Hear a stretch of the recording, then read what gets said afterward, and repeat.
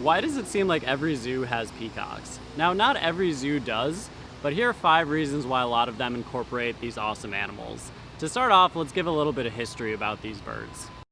First, the term peacock actually refers specifically to the male of the species.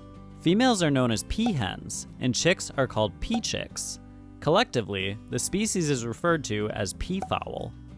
There are 3 species of peafowl, but the one most commonly seen in zoos is the Indian peafowl, which is native to India, Sri Lanka, and the surrounding areas, and is also the national bird of India. Indian peafowl have been domesticated and revered for thousands of years, appearing in ancient art and writings. The Greeks and Romans imported them to Europe as early as 500 BCE, where they were admired for their beauty and also eaten as a delicacy. In medieval Europe, they became status symbols in palace gardens. During the Middle Ages, they were kept as signs of power and wealth, spread to Europe by Alexander the Great and other traders, and brought to the Americas during colonial times. When modern zoos were established, peafowl were among the first exotic birds to be kept. Today, they can be seen in zoos across the world, and some have even established feral breeding populations in the wild. Now that we know about their history, let's explore 5 reasons why these birds are perfect for zoos. The first reason why zoos often have peacocks is that they're gorgeous. Peafowl are beautiful birds. Males have a long, colorful train of feathers with their famous iridescent eye spots. These feathers are used in courtship displays to impress females. During this process, they raise their feathers and fan them out, a truly spectacular sight. Although peahens are much duller in color than males, they're still quite attractive in their own way. With peafowl being some of the most impressively beautiful birds in the world, it makes sense why zoos would want visitors to experience and encounter them. But their appeal isn't just feather deep, they are also highly adaptable. Number 2, they're extremely hardy. Indian peafowl can withstand temperature swings, including extremely hot and relatively cold climates, making them a good choice for zoos in different locations. Their diet is also highly diverse, including seeds, grains, fruits, insects, and even small mammals and reptiles, which makes them easy to feed. They are not prone to stress-related illnesses, normally have few health issues, and are relatively easy to breed in captivity. Number 3, they're fairly inexpensive. Due to their hardy and easygoing nature, they are low maintenance and inexpensive for zoos to keep. With their long history of being kept in captivity, there's a large supply of peafowl that can be moved to different zoos at a relatively low cost. They can live about 15 to 20 years in captivity, and females can lay 4 to 8 eggs per clutch and often have more than 1 brood per year, maintaining population numbers with little additional expense. Their diverse diet also doesn't require specialized or costly food. In addition, they can largely take care of themselves.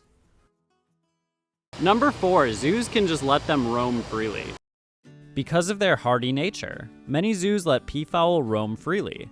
They're normally docile and tolerant of human presence, with the exception of a few individuals that may become more aggressive if accustomed to being fed, a practice generally discouraged at zoos, or males during the breeding season.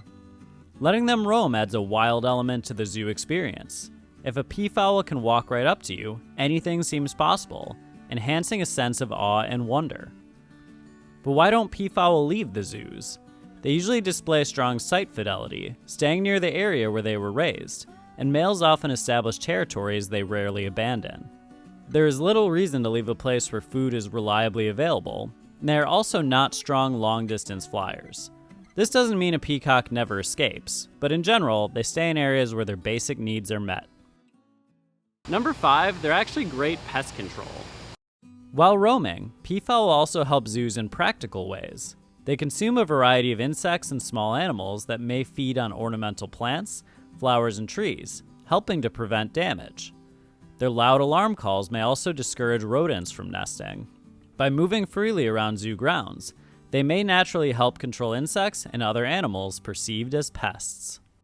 Now here's some reasons why some zoos don't have peacocks. While many zoos have peafowl that roam, some don't have them at all, or if they do, they keep them contained. Although they generally don't cause problems, males can become territorial during the breeding season, and on very rare occasions have been known to attack people. although this almost never happens if they're completely unprovoked. Peafowl are also noisy, especially in the morning, which can disturb visitors, staff, or other animals.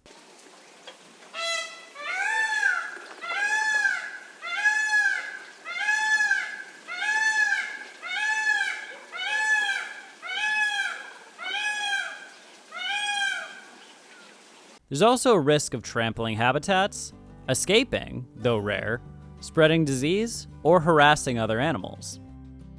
Overall, some zoos take a hard stance against roaming peafowl, while many others enjoy having them around for their beauty, hardiness, low cost, minimal maintenance, and natural pest control.